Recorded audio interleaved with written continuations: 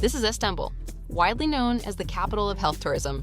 In Turkey, all-inclusive no longer just means an open buffet. It also covers hair transplants and a brand new Hollywood smile. But what if we told you, now, during your holiday, you could even change your height?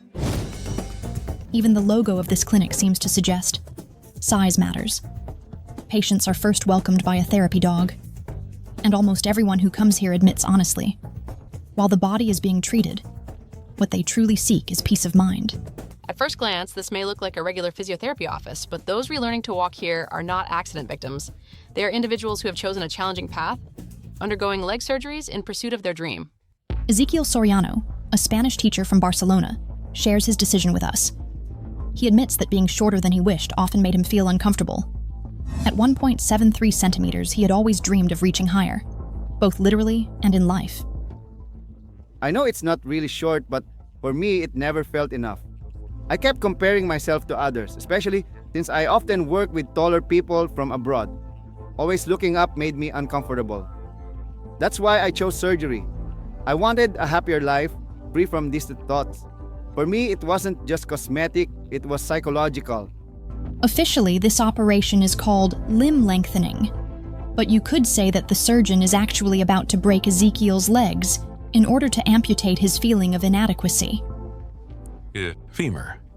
During the surgery, the fixators are secured with screws on the outside, and a steel rod that can lengthen is placed inside. And the patient gets a key, inserts it here, turns it, and the bone starts to grow. Usually, patients stop at 10 centimeters. This is a safe limit. 4 hours in the operating room is only the beginning. What follows is months of rehabilitation. Patients are told it won't be easy, and there will be pain. Still, Ezequiel agreed without hesitation. For him, height wasn't just about centimeters, but about confidence, social acceptance, career, and even love. The first few days after surgery are often the hardest. Many patients feel doubt and discomfort. At first, the legs feel heavy and difficult to move, and nights can be especially challenging. Sleep is interrupted every few hours, with small steps taken and then rest again. This demanding routine continues for several months, but gradually the body adapts and recovery begins. Today, this clinic in Istanbul performs 2 such operations every week. 10 years ago, when Ibrahim Algan also wanted to grow a bit, nothing like this existed. He dreamed of a big business, but he thought that it was kind of ridiculous for a short person to be 160 centimeters tall. Everyone around looked down on me. It was like a cancer I had to cure myself of. At 24, I decided to have surgery. If I hadn't, I would never have achieved anything in life. I couldn't even approach a girl to meet her. He found his own surgeon, signed the necessary papers, and after 2 surgeries gained 12 centimeters in height. In a way, he conducted a medical experiment on himself. The clinic he later established became popular, and soon people whom Ibrahim had once admired began coming to him. Tall individuals who were simply tired of always looking down at the world. Why do some people risk their lives just to become shorter? If this sounds extreme, don't be quick to judge.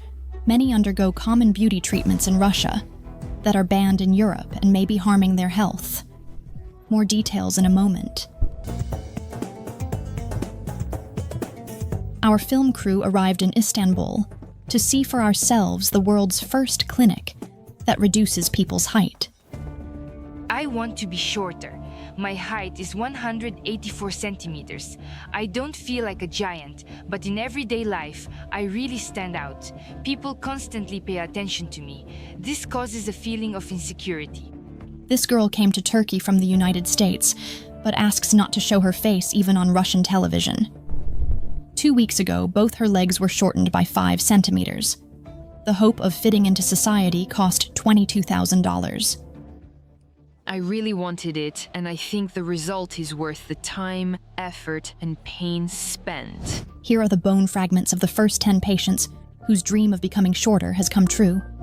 The surgery is new and quite dangerous. It was developed by Professor Unisoc. The main risks occur during the operation. Nerves can be damaged. He honestly admits that it's based on Gavril Ilizarov's enhanced technology. In the 50s, the Soviet surgeon made a revolution by creating his device, a circular external bone fixator. This helped war veterans stand on their feet, But could Elizarov have imagined that this operation would become cosmetic?